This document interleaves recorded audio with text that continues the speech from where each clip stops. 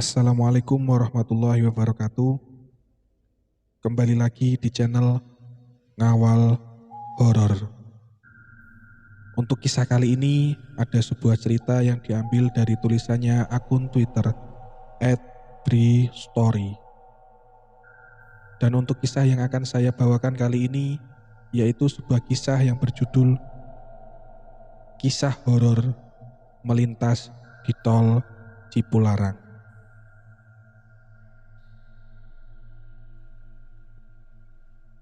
Sebelum kita lanjut ke ceritanya, tekan dulu tombol like video ini dan jangan lupa tekan juga tombol subscribe channel ini dan nyalakan juga lonceng notifikasinya agar tidak ketinggalan cerita-cerita lain dari channel ini.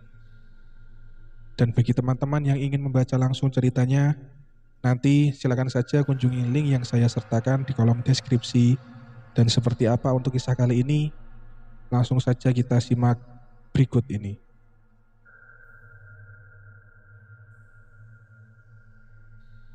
Jalan Tol Cipularang.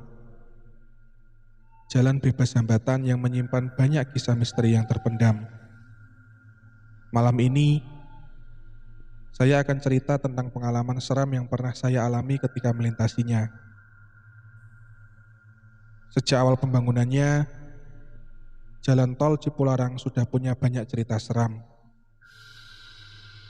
Karena kebetulan ada teman yang keluarga besarnya tinggal di daerah Cikalong, daerah yang juga menjadi bagian jalan tol itu. Sedikit banyak yang saya tahu tentang beberapa cerita mistis yang beredar. Salah satu rumor akan saya angkat pada cerita kali ini.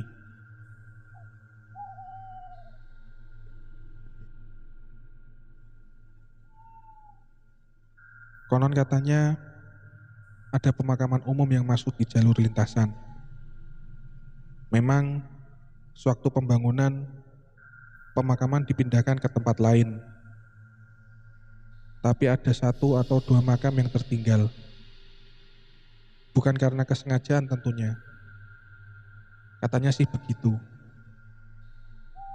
Berikutnya, katanya ada satu tempat yang dianggap keramat.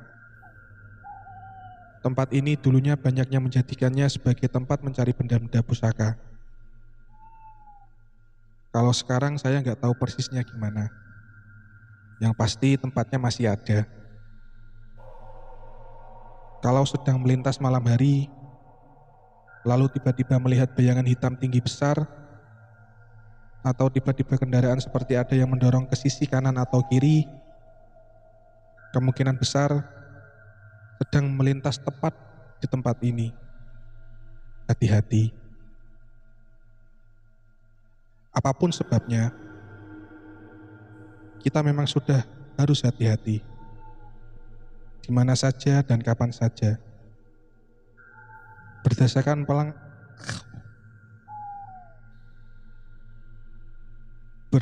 pengalaman saya yang sering melintasinya, tempat ini memang kelihatan angker. Aura mistisnya tinggi. Beberapa kali saya mengalami kejadian yang cukup aneh dan menyeramkan. Dua kisah pengalaman akan saya angkat kali ini. Cerita pertama. Dalam perjalanan dari Bandung menuju Jakarta, tengah malam, ditemani oleh salah satu teman dekat, Ali namanya. Saya di belakang kemudi. Singkatnya, sekitar jam 1 malam, kami memasuki Cipularang. Saat itu bukan akhir pekan. Jalan terbilang sepi. Syukurlah. Kami juga tidak dalam keadaan lelah atau mengantuk. Karena memang baru saja mulai perjalanan.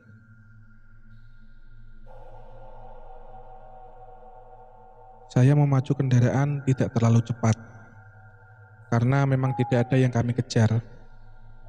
Sambil berbincang seru, saya menginjak gas dengan kecepatan sedang. Tapi, ketika memasuki kilometer di bawah 100, lupa pastinya, ada kejadian aneh. Obrolan terhenti ketika pandangan saya tiba-tiba menangkap sesuatu yang sangat menarik perhatian. Ada sosok hitam tinggi besar yang sedang berdiri di sisi sebelah kiri jalan. Di rerumputan sebelah bahu jalan. Sosok bertinggi kira-kira 3 meter, tinggi dan besar sekali.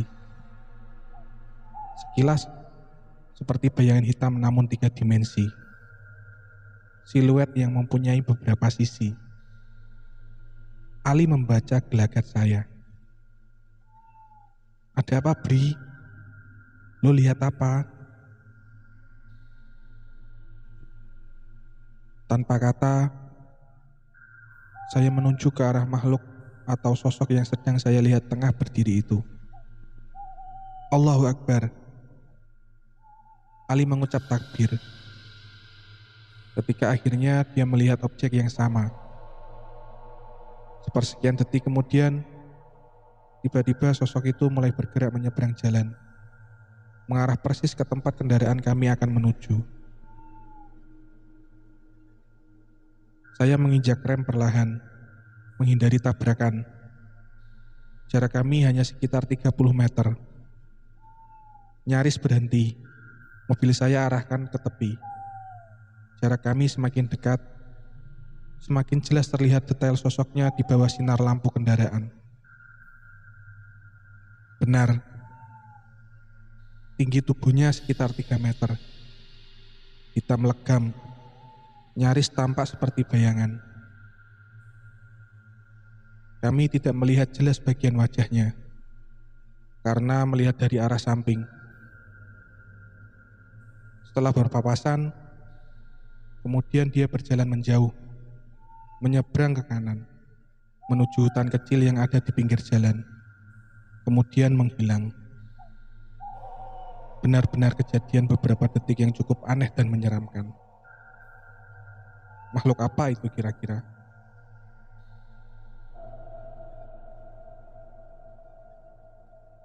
Cerita kedua. Tahun 2006, ketika masih kuliah di Bandung, sebelum tinggal di rumah teteh, memutuskan untuk pulang ke Cilegon karena kebetulan ada libur kuliah yang agak panjang. Mengendarai mobil sendirian. Saya berangkat dari Bandung nyaris tengah malam. Kenapa semalam itu? Karena ada sesuatu yang harus diselesaikan terlebih dahulu. Ingat banget kalau waktu itu malam Jumat. Karena sebelum meninggalkan Bandung, saya menyempatkan untuk mendengarkan acara horor di radio Ardan. Nightmare Set judulnya.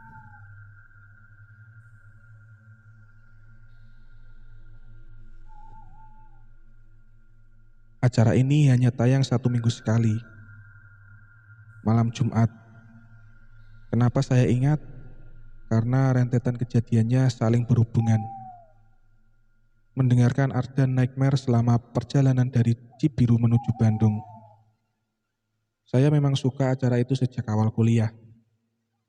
Makanya selalu menyempatkan diri untuk mendengarkan. Di mana saja. Saat itu, saya dengarnya di mobil, sendirian. Padahal tagline-nya, jangan pernah mendengarkan acara ini sendirian. Tapi saya sering bandel, makanya sering kejadian. Nah, waktu itu salah satu bagian ceritanya mengisahkan tentang kejadian seram di jalan tol Cipularang.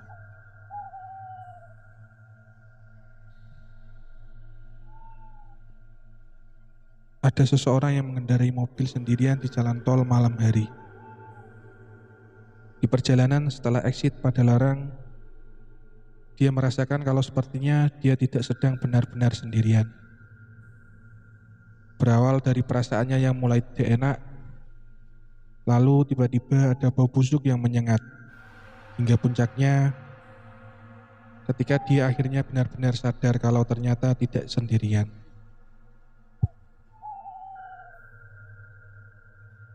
Melalui kaca spion, Dia melihat ternyata ada sosok yang sedang duduk di kursi belakang.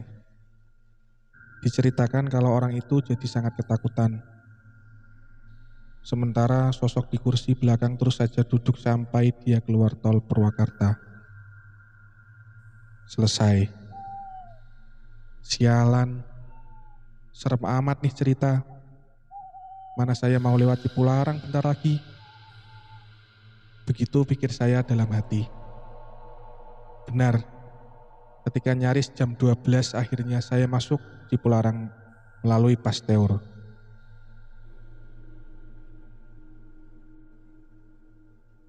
Kondisi badan memang sudah lelah akibat seharian beraktivitas. Sedikit kantuk mulai menyerang. Kendaraan saya pacu dalam kecepatan sedang. Padahal jalanan terbilang kosong, alias sepi. Hanya beberapa bis malam yang sesekali terlihat. Oh iya, waktu itu masih ada satu gerbang tol lagi setelah exit Padalarang kalau dari arah Bandung. Tempat pembayaran dan tukar tiket tol menuju Jakarta. Sekarang sudah tidak ada. Singkat cerita, akhirnya saya sampai di gerbang tol sesudah Padalarang itu. Bayar dan tukar tiket. Lalu lanjut perjalanan. Pada saat itu, lampu PJU yang letaknya di batas tengah jalan masih hanya terlihat sebagian jalan tol saja. Belum sepanjang jalan. Selebihnya penerangan hanya dibantu oleh lampu kendaraan. Sepertinya kalau sekarang sudah ada PJU sepanjang jalan. Karena itulah jalanan menjadi gelap gulita. Ditambah dengan sedikitnya kendaraan yang melintas, benar-benar sepi juga.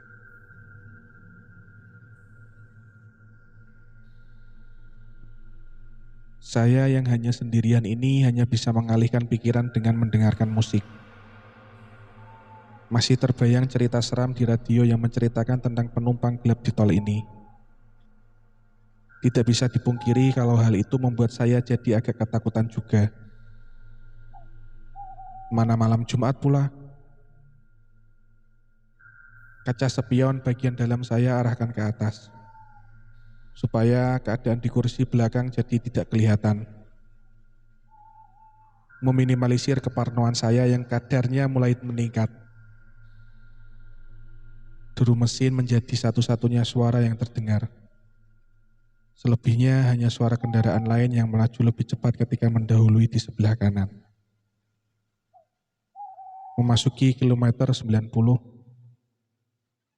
saya mulai merasakan ngantuk. Lalu berniat untuk berhenti di rest area kilometer 88 untuk beristirahat. Penjelasan untuk teman-teman yang belum pernah melewat jalan tol ini, hitungan kilometer dari Bandung ke Jakarta adalah hitungan mundur dari kilometer 100 ke kilometer 01. Begitulah kira-kira. Waktu itu rest area kilometer 88 belum sebagus sekarang. Masih ala kadarnya. Tapi cukuplah kalau hanya untuk sekedar ngopi dan istirahat. Sesampainya di kilometer 88, saya masuk rest area. Yang seperti saya bilang tadi, rest area ini belum sebagus sekarang. Belum ada Starbucks, Ciko, dan lain sebagainya. Yang ada hanya warung-warung kecil penjual makanan dan kopi sasetan. Sudah begitu, tempatnya sepi. Tidak banyak mobil yang parkir. Ya mungkin karena bukan akhir pekan atau musim liburan. Saya memarkirkan kendaraan di depan salah satu warung. Sama juga, warung tempat saya parkir ini sepi. Hanya ada satu mobil yang parkir selain saya. Bu, kopi hitam 1 ya. Saya mau ke toilet dulu. Begitu saya bilang ke ibu penjaga warung. Setelahnya saya jalan ke toilet umum yang letaknya tidak jauh dari situ. Setelah selesai, Saya kembali ke warung dan duduk di kursi depannya. Langit mulai kelihatan mendung. Udara terasa gerah. Sepertinya akan turun hujan. Hujan. Satu situasi yang kalau boleh akan saya tolak dalam perjalanan ini. Sendirian, tengah malam Jumat, hujan pula. Sempurna. Serebutan kopi hitam sedikit banyak membantu untuk mengusir ngantuk. Semakin segar bugar ketika saya mulai berbincang dengan ibu penjaga warung. Topik awal pembicaraan membuat saya sedikit keheranan. Cep, itu temennya nggak disuruh turun. Kasihan sendirian di dalam mobil. Kaget saya mendengarnya. Teman? Teman siapa? Saya kan sendirian. Teman yang mana, Bu? Orang saya sendirian kok. Saya menjawab sambil terus memperhatikan mobil yang parkir tidak terlalu jauh. Ah, masa? Tadi saya lihat ada yang duduk di kursi depan. Ibu itu tetap dengan pendiriannya. Ibu salah lihat. Saya benar-benar sendirian, Bu. Oh gitu, jawab si ibu dengan wajah yang kelihatan masih penasaran. Ada-ada saja. Percakapan yang mau gak mau membuat saya kepikiran. Ah, semoga ibu ini salah lihat. Begitu gumam saya dalam hati. Sekitar 30 menit kemudian, gerimis kecil mulai turun. Kekhawatiran saya akhirnya terjadi juga. Sebelum hujan semakin besar, saya memutuskan untuk melanjutkan perjalanan. Hujan semakin besar dan deras. Ketika saya sudah berada di balik kemudi, kondisi jalan yang menurun dan licin membuat saya harus semakin hati-hati dan memperlambat laju kendaraan. Penglihatan yang makin terbatas membuat saya harus terus fokus dan konsentrasi memperhatikan jalan. Posisi duduk menjadi maju, mendekatkan wajah ke kaca depan, supaya dapat memandang lebih jelas lagi. Cukup lama berposisi duduk seperti ini, hingga jadi kurang memperhatikan keadaan dan suasana di dalam mobil. Iya, keadaan dan situasi di dalam mobil yang sedang saya tumpangi sendirian. Terlalu fokus dan konsentrasi memperhatikan jalan dengan posisi duduk yang maju, akhirnya membuat punggung dan pinggang saya jadi pegal. Itulah yang akhirnya memaksa saya untuk mengubah posisi duduk jadi seperti semula. Mundur dan bersandar. Pada saat itulah saya tersadar. Kalau ternyata saya sudah tidak sendirian lagi. Jantung serasa berhenti berdetak. Nafas menjadi hirup-hirupan pendek. Saya kaget dan terpana ketika dari sudut mata melihat ada sosok yang sedang duduk di kursi depan.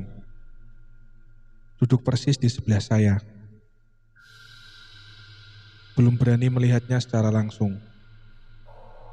Pandangan tetap melihat ke depan memperhatikan jalan. Namun, sosok itu sangat jelas terlihat dari sudut mata. Benar-benar ada. Sosok laki-laki berambut hitam, tubuhnya agak berisi. Berkemeja putih lengan pendek, seperti saya. Dia hanya duduk diam menghadap ke depan. Kebayang, kilatan lampu kendaraan yang berlawanan arah memperjelas penampakan sosok laki-laki itu. Tapi, saya masih belum berani menoleh ke kiri untuk melihatnya secara langsung. tidak berani. Di sela-sela suara hujan dan deru mesin kendaraan, tiba-tiba ada suara yang terdengar sayup tetapi nyata. Suara desah nafas yang terdengar satu-satu, tapi dengan tarikan yang panjang. Saya semakin ketakutan. Tidak bisa berbuat apa-apa selain memacu kendaraan untuk terus berjalan. Berhenti di bahu jalan bukan pilihan, karena kondisinya hujan lebat dan jalanan sangat sepi. Entah apa yang ada di pikiranku saat itu. Secara perlahan, saya mulai menolehkan wajah ke kiri, ingin melihat sosok itu. Detik berikutnya, akhirnya saya benar-benar melihatnya langsung. Hanya beberapa detik, tapi saya melihat semuanya dengan jelas. Benar, dia berpakaian kemeja putih berlengan pendek, dengan 2 saku bertutup di bagian dada. Laki-laki berkulit putih bersih. Wajahnya pucat pasi layaknya orang yang sudah mati. Kami tidak bertatapan, karena dia terus saja mengarahkan wajahnya ke depan. Tapi bukan itu yang akhirnya membuat saya berhenti untuk terus memandangnya. Ada lagi. Posisi duduk dia bersandar namun tegak, dengan tatapan yang terus ke depan. Wajah yang dari awal datar tanpa ekspresi, tiba-tiba perlahan mulai tersenyum, namun tetap memandang ke depan. Senyumnya semakin lebar dengan tatapan mata yang tajam. Saya yang semakin ketakutan, langsung merubah posisi duduk, jadi kembali maju dan memandang ke jalan. Cukup lama kami berposisi seperti itu, duduk diam, hanya desah nafas yang terdengar sesekali.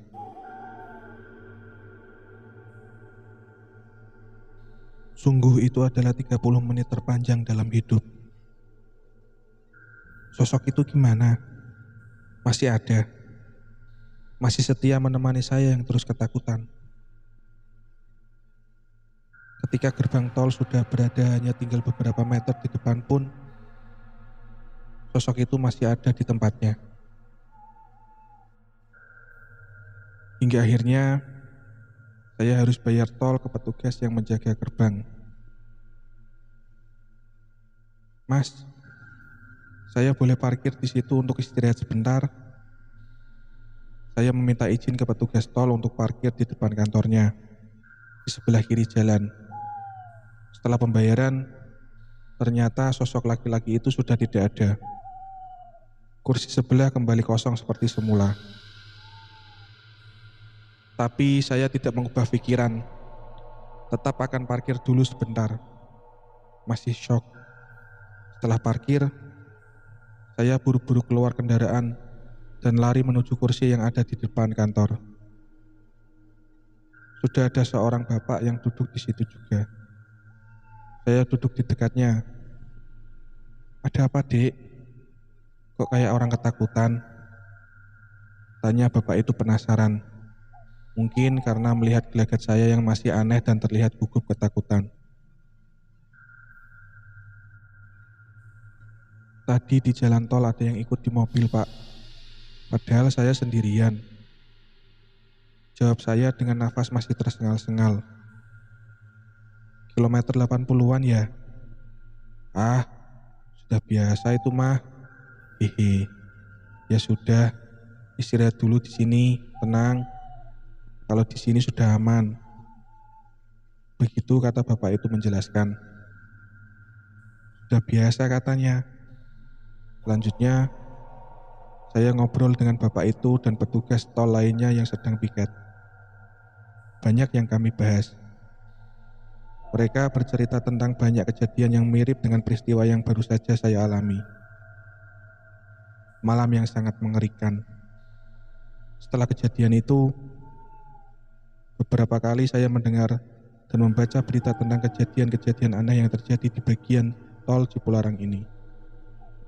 Beberapa di antaranya hampir sama dengan kejadian yang saya alami.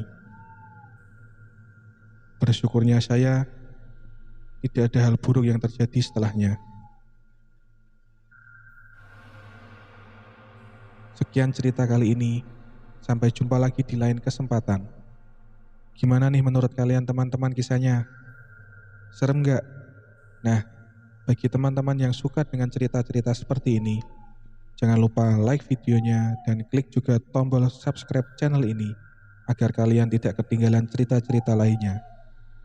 Terima kasih karena telah mendengarkan cerita ini. Wassalamualaikum warahmatullahi wabarakatuh.